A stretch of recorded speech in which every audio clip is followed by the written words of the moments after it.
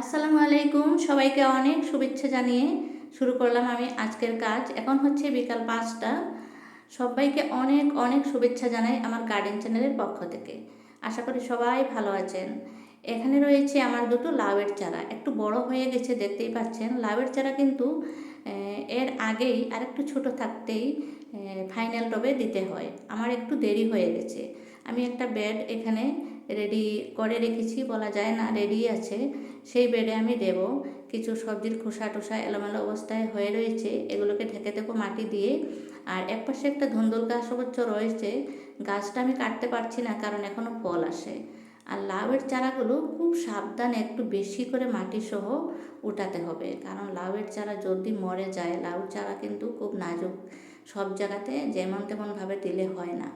একটাকে কোনো মতে বসিয়ে দিয়ে আরেকটার জন্য একটু গর্ত করে নিয়ে তারপরে ওটাকেও নিয়ে আসবো। যেহেতু চারা দুটো একটু ছোটো করে গর্ত করে নিলাম, তারপরে ওটাকেও খুব সাবধানভাবে উঠাতে হচ্ছে, একটু বেশি করে মাটি সহ উঠালাম। সবাইকে বলছি আমার লাউয়ের গাছের জন্য দোয়া করবেন, কারণ সবার বাগানে দেখি অনেক সুন্দর সুন্দর লাউ হয়, আমার তেমন হয় না। তাই আমার এই যে দুটো গাছ লাগালাম, এই দুটো গাছের জন্য সবার দোয়া চাই যাতে আমার গাছগুলো ভালো হয়।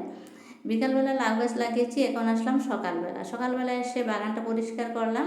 কিছু পর্তুলিকার টবগুলো এনে এখানে লাইন করে রেখেছি আর পরিষ্কার করেছি। আর বাগানের ভিতরে এলোমেলো অবস্থায় অনেকগুলো পর্তুলিকার টব এখনও রয়েছে, একে একে সবগুলোকে পরিষ্কার করব।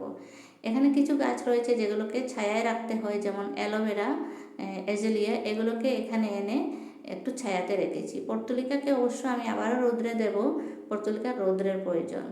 এই যে অ্যালোভেরা বড় গাছটা আর এজেলিয়া গাছটাকে আমি একটু ছায়াতে রেখেছি, এগুলো বেশি বৃষ্টির প্রয়োজন নেই, বেশি রৌদ্রেরও প্রয়োজন নেই। আর এই যে প্রবেশ করলাম বাগানের ভিতরে, দেখুন এলোমেলো অবস্থায় অনেকগুলো পর্তুলিকার টব রয়েছে, এগুলোকে পরিষ্কার করতে হবে। যত্ন না করলে তো রত্ন পাওয়া যায় না। তাই দেখুন যত্ন কমিয়ে দিয়েছি, কারণ তার কারণে আমার ফুলও অনেক কমে গেছে। এটাতে অনেক ফুল হয়েছে, সবগুলোতে কিন্তু সমান ফুল হয় নাই। পরিষ্কার অবশ্য করতেই হবে, এত রোদের মধ্যে কাজ করা খুব কষ্টকর হয়ে গেছে। আমার ভিডিওটা যদি ভালো লেগে থাকে তাহলে অবশ্যই একটা লাইক দিয়ে চ্যানেলটা সাবস্ক্রাইব করে যান।